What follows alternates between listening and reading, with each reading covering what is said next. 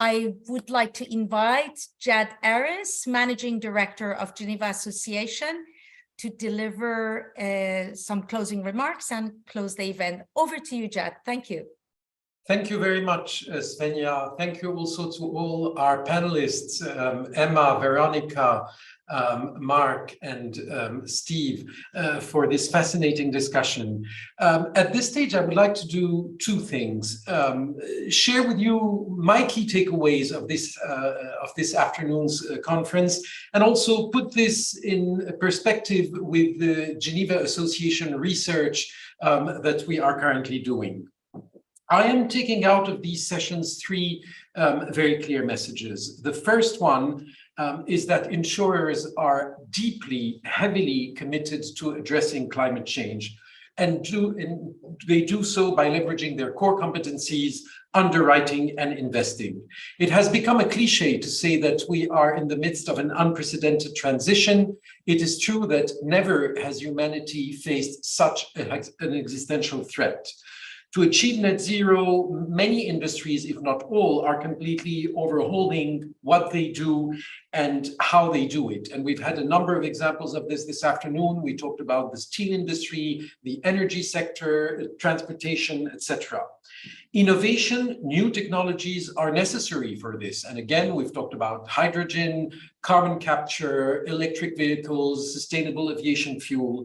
Innovation technologies are necessary, and this requires capital. Insurers, who are massive institutional investors, are well positioned to provide this. At the same time, these new technologies introduce new risks which need to be covered, and for that they need to be assessed and priced. As it has done so for many decades, insurance is an enabler of innovation and new technologies by covering risks associated with them. The insurance perspectives that we heard today, this afternoon, only reinforce what I hear directly from the Geneva Association's CEO members. Climate change is keeping them awake at night, and they're doubling down on solutions. Two manifestations of this are the net zero alliances to which the industry is either leading or strongly contributing to: the Net Zero Insurance Alliance and the Net Zero Asset Owner Alliance.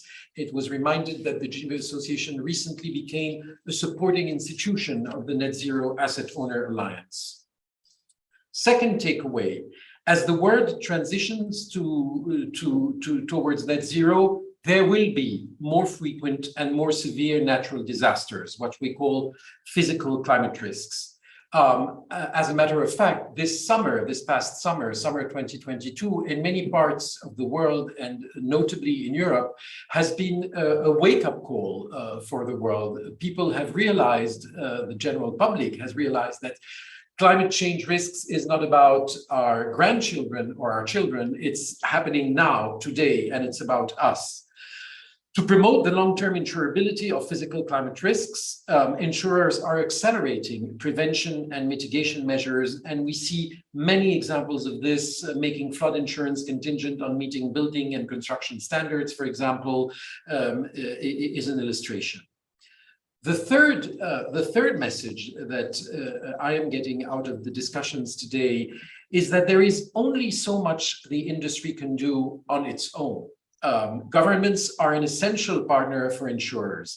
They are an essential partner in risk prevention and reduction, with their ability to use public policies and nudges to incentivize responsible behaviors. They are also an important partner in risk absorption, because we will likely reach a point where insurers will no longer be able, in a very practical sense, just because there will no longer be capital, their capital is not unlimited, where the insurers will no longer be able to absorb all potential losses. Incidentally, this is what we saw with the business interruption debate during lockdowns of the pandemic. So the public sector has a major role to play in backstopping risks in certain areas, not only climate, we see this already happening in other areas. I'm thinking of nuclear risks, I'm thinking of terrorism. More broadly, the transition to net zero needs not only a favorable, but also a consistent public policy and regulatory environment. And the examples that Steve Mennel has shared based on the Canadian experience speak for themselves. Consistency in terms of different levels of government, consistency between regulations in different areas, financial regulation, environmental regulation, and also consistency at a global level, as Veronica Scotti mentioned it. So if we want to keep premiums affordable for customers so that protection gaps do not increase and keep it viable for insurers to underwrite climate risks, these are two key takeaways: preventions and partnership with the public sector. At this point, I would like to thank Aviva for co-organizing this event with us and Amanda Blanc for her insightful remarks.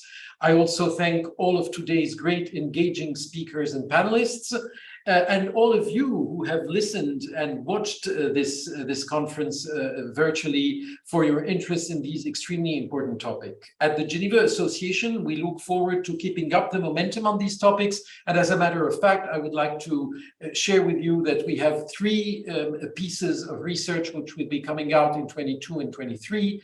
In November 22, a major piece of research on nature risks and the insurance industry. Several of our panelists in the last panel session have highlighted the importance of biodiversity erosion and its relevance to the industry. Well, this paper will address topics such as biodiversity erosion, deforestation, and the links with climate change.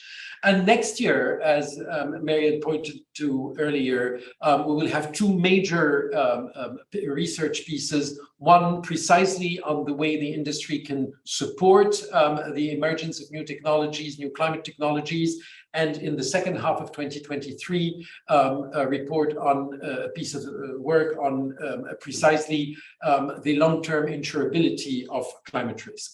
Thank you very much for your attention. It is precisely 5 p.m. CET. I wish you all well, goodbye, and thank you again.